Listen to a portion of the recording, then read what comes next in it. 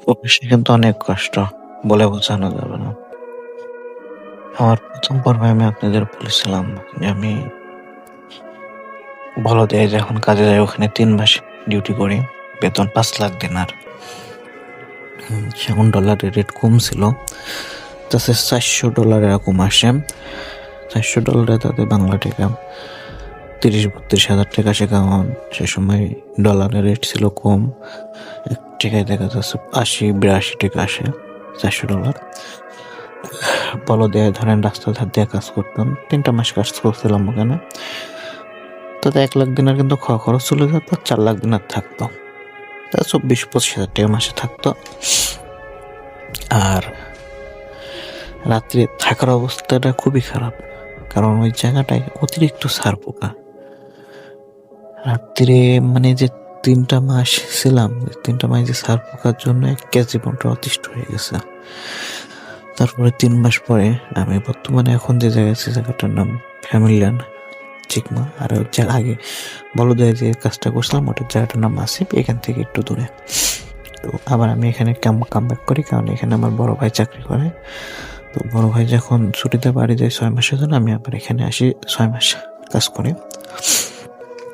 এখানেও বেতনটা একই, ওখানে ৫,০০,০০০ দিনার দিত, আর এখানে $৪০০ দিত। সে সময় বাংলাদেশে টাকা রেট কম ছিল, ১৮-১৯ সালে। আর মূলত সে সময় আমি অবৈধ ছিলাম।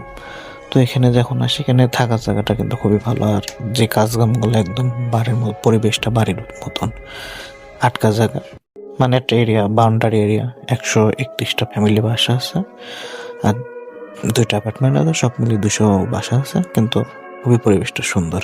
এখানে আমি কাজ করতাম। তো আমার সাথে আর একটা ছেলে কাজ করতো এদেশে করতে। তো তারপরে যখন ৬ মাস এভাবে কাজ করতে করতে যখন আমার ভাই চলে আসে, সেখন আমার ভাই চাকরিতে থেকে গেল, আর আমি চলে গেলাম। তার মধ্যে একটা কথা, এখানে সে সময় কাইন্ডের কাজ ছিল, অনেক রকমের কাজ ছিল। একটা করতে আসেও কিন্তু কিছু জানতো না, আমার কাছ থেকে সব শিখে নেওয়ার পরে কিন্তু ওকে রেখে দেয় কোম্পানি, আর আমাকে তাড়িয়ে দেয়। আচ্ছা বাস্ট আমি চলে গেলাম এখান থেকে। চলে যাই আবার সেই ভিলায় উঠি। ভিলায় উঠি ৩ তলা ভিলাটা। ভিলায় কোনো রুমে জায়গা নেই, প্রচণ্ড মানে লোকজন।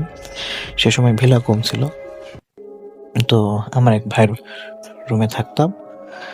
পরে আস্তে আস্তে একটা রুম পেলাম ছাদের উপরে রুমটায় থাকলাম। মানে গরমের সময় কোনো সমস্যা হলো না, থাকার জন্য খুব ভালো ছিল। যখন এখানে শীতকালে বৃষ্টি হয়, যখন শীতের সময় হলো সেখন কিন্তু উপরে